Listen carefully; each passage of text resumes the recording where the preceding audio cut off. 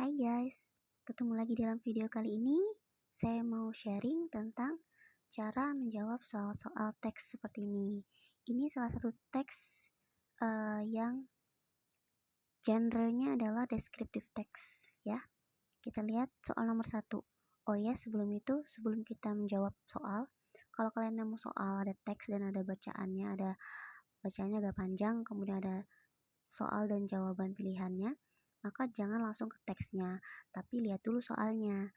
Karena kadang-kadang nih, jawaban itu nggak perlu terlalu panjang dicari dalam teks gitu. Kita lihat ya, nomor 1, kita lihat ini soalnya tentang apa? The text talks about.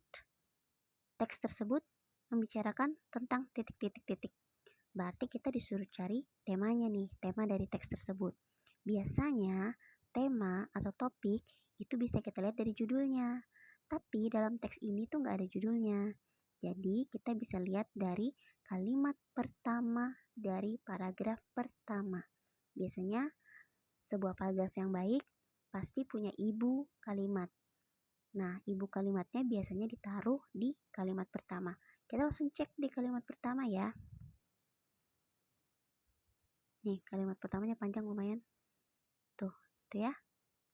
As part of activities to celebrate National Customer Day, which fell on 4 September 2017, a customer service championship was conducted, in which 90 teams representing over 40 state-owned enterprises participated. Stop sampai situ. Kita artikan dulu kalimat pertama ya. Kalau kalian tidak terlalu paham semua kosakatanya, kalian cukup konsentrasi pada beberapa kata yang kalian mengerti saja. Part bagian, activities kegiatan, bagian kegiatan celebrate merayakan, bagian kegiatan untuk merayakan National Customer Day atau Hari Nasional Customer, which fell on. Kalau nggak tahu artinya, ya ada tanggal di belakangnya. Pada tanggal 4 September 2017, a customer service championship was conducted.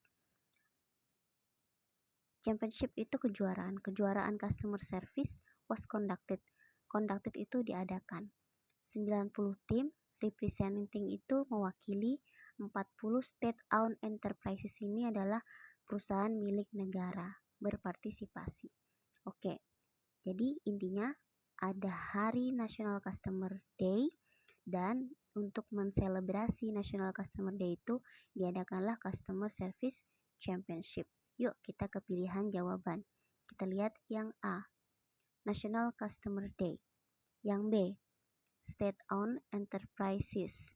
Yang C, Customer Service Championship. Yang D, Creating Top Rate Service. Saya akan memakai metode omitting atau membuang jawaban yang tidak mungkin. National Customer Day sepertinya nyangkut karena ada kata di atas National Customer Day. Kita keep.